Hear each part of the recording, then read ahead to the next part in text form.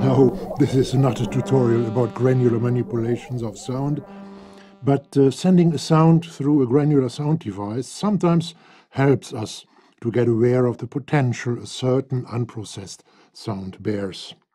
And today's patch, it's patch number 50, from the original ARP 2600 patchbook of the 1970s. It's called Primeval Forest, bears a lot of potential. And it's an excellent and rich source for further processing. Well then, let's dive into the patch now. And let me begin with the end, with the audio output section. We easily see that the VCA, the amplifier, is bridged, and the sound comes directly from the filter, the VCF. From there, it is split into 3 audio streams, one feeding the dry signal into the main audio output mixer, and one feeding the signal into the left reverb channel, and at least one feeding a tiny bit into the right reverb channel. Let me demonstrate each of these 3 audio streams.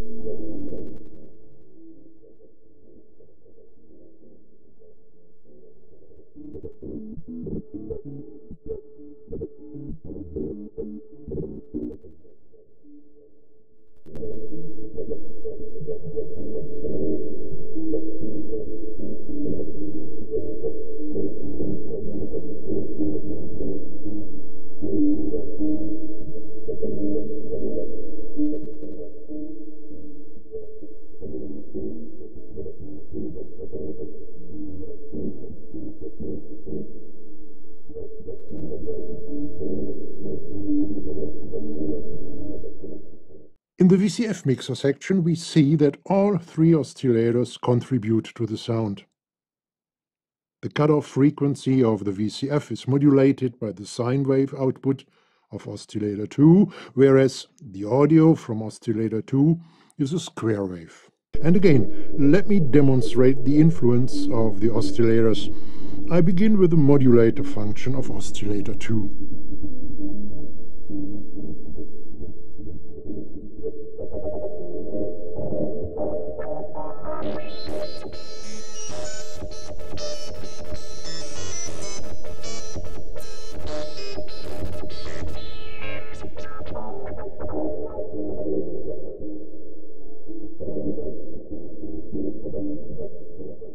And now the 3 audio sources.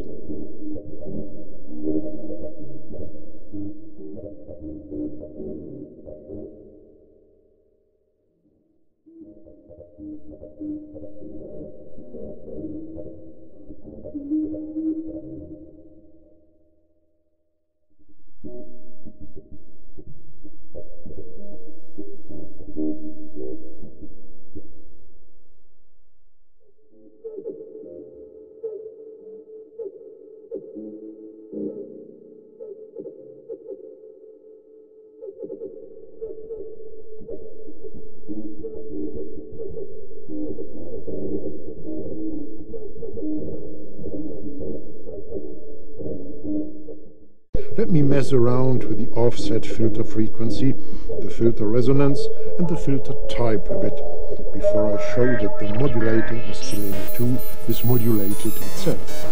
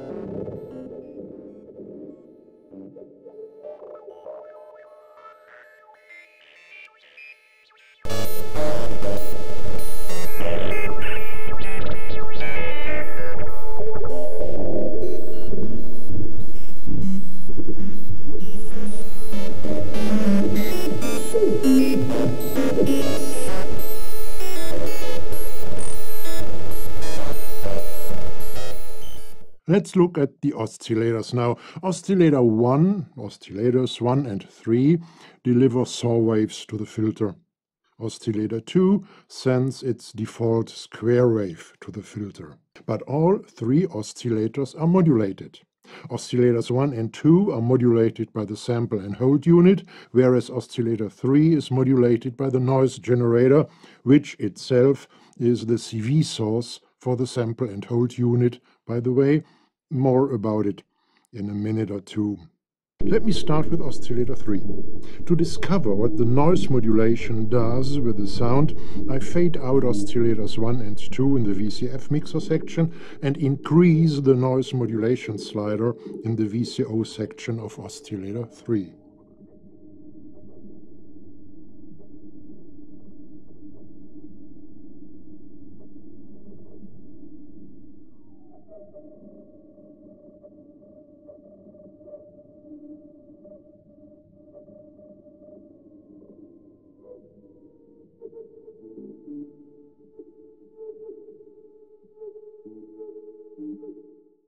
Well, I'd better eliminate the filter modulation by VCO2 as well to understand more about the influence of noise in this patch.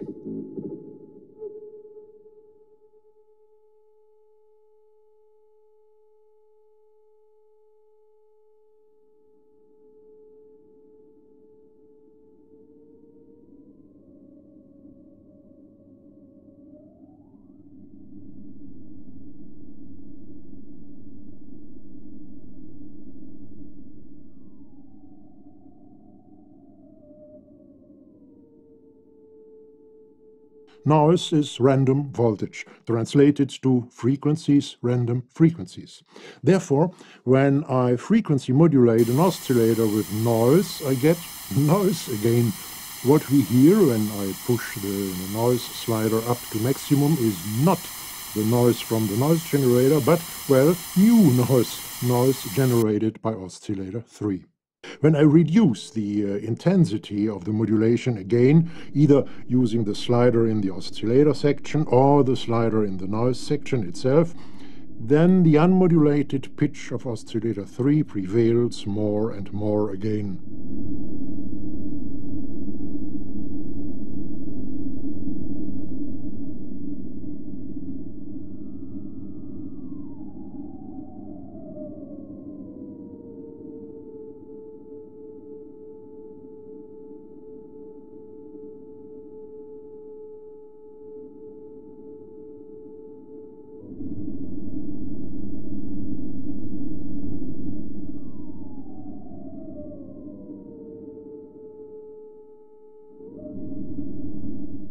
And changing the character, the color of the noise, changes the result of the modulation, of course. It does. With very low frequency noise modulating oscillator 3, for example, I get more, well, let's say, water-like sounds.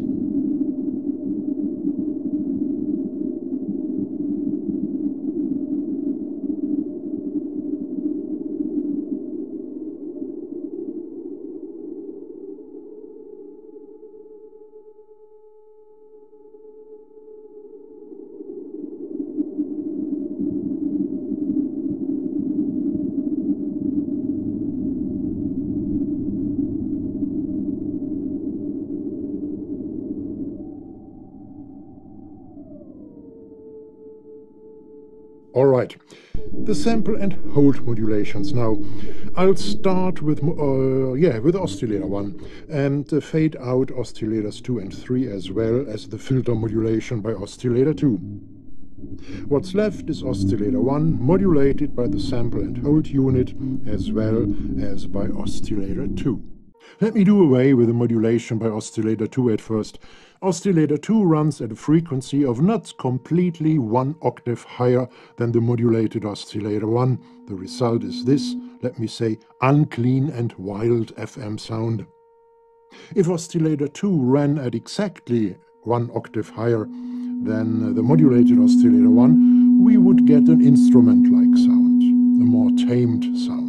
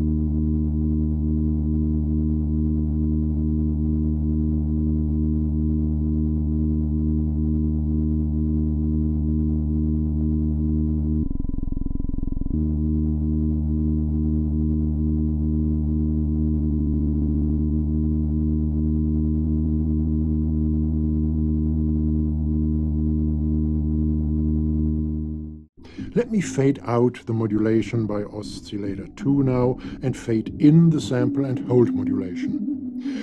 While fading in the sample and hold modulation, we discover something strange, well, seemingly at least, seemingly strange. The lower the modulation strength, the more is going on, the more the modulation seems to cause.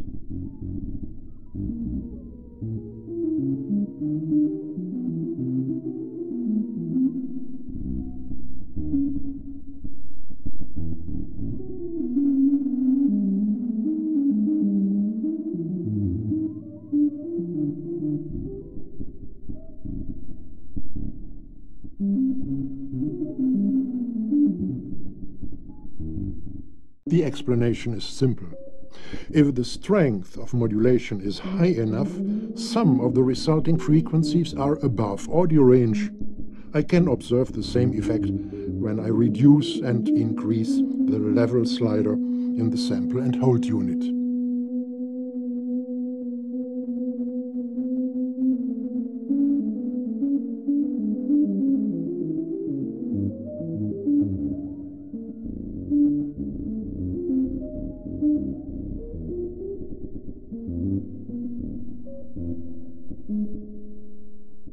The rate slider determines how often a snapshot, a sample, is taken from the source, which is the noise generator by default.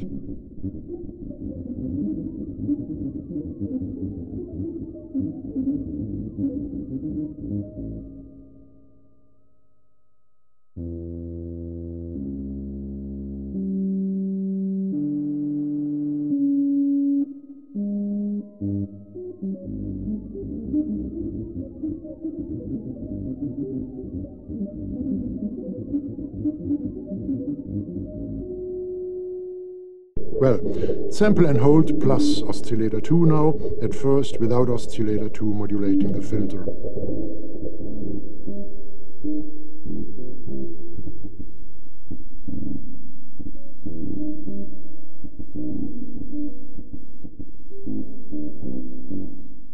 This oscillator is modulated only by the sample and hold unit.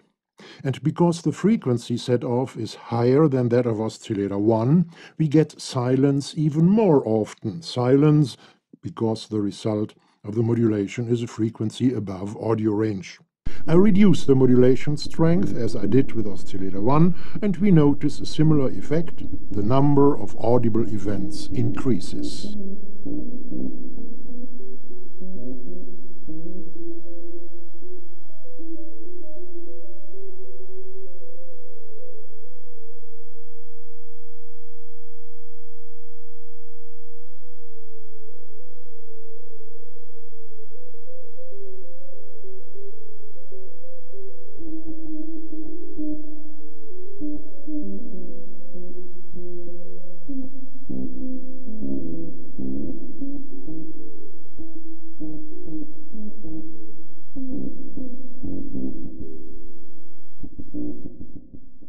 And because in pink noise the share of lower random voltages, let me translate it to lower random frequencies again, is increased, we notice a similar effect when changing the color of the noise down to the extreme of only a low frequency oscillation.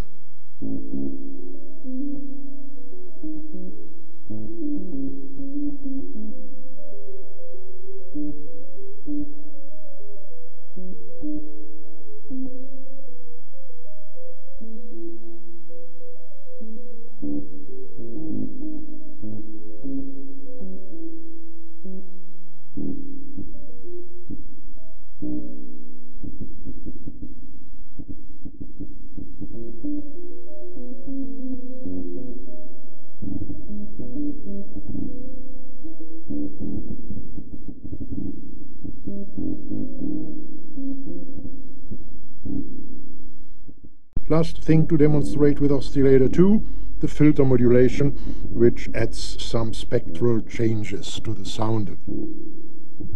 And of course not only to the sound of oscillator 2, in the real patch when all 3 oscillators are fed into the filter.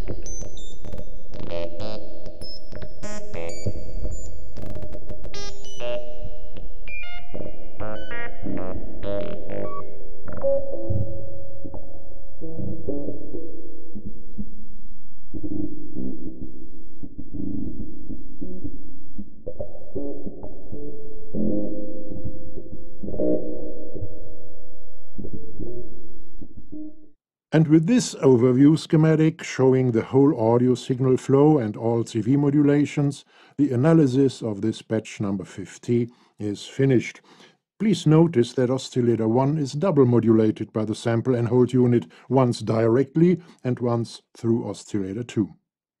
But this video is not finished yet. I'd like to show and talk about some variations of the patch now. First, changing the source of the sample and hold unit. Using a saw wave makes the bleeps and blobs more regular, following a certain pitch line.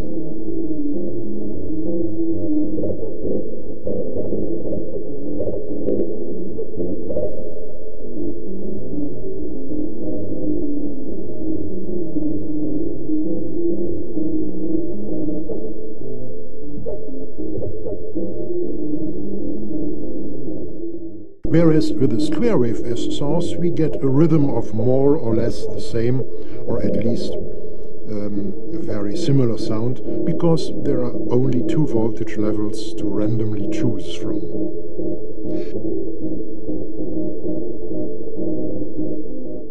Different relations of the two frequencies, the one of the source, which is oscillator 3 here, and the frequency the samples are taken at, lead to different rhythms, and so do different duty cycles, pulse widths of oscillator 3.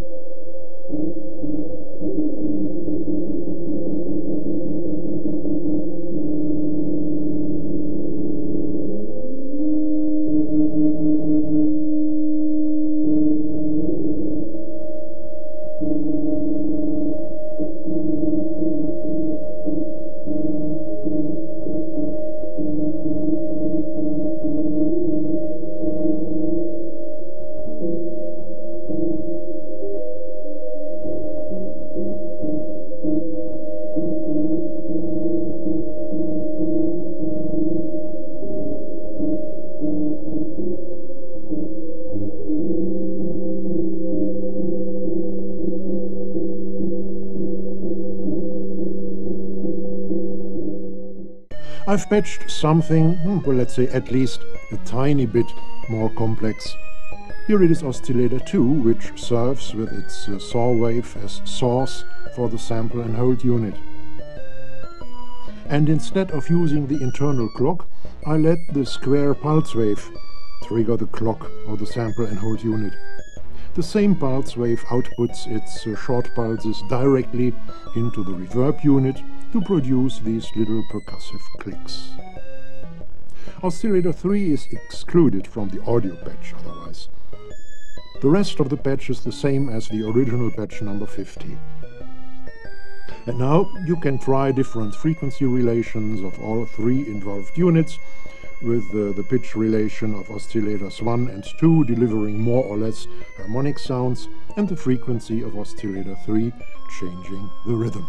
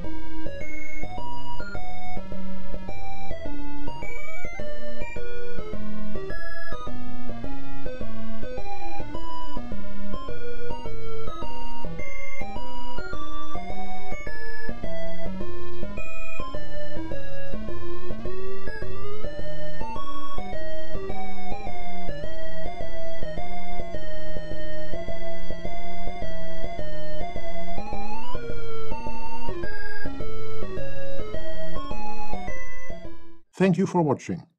And now hurry up to my website, http and so on, you see it on the screen, to subscribe to my newsletter service there. You will find the link in the description below. Or do you rather stay the last to be informed of what's going on at my channels and in the raw film minus MediaNet community? No, you don't. Do you? No. And yes, and of course, don't you dare not to subscribe to my channel here and click on the bell down there to turn notifications on. And having done all this, you can relax and enjoy your day. No, you can't. You have completely forgotten to donate or to buy something from my website. Thank you for supporting my work. Rolf.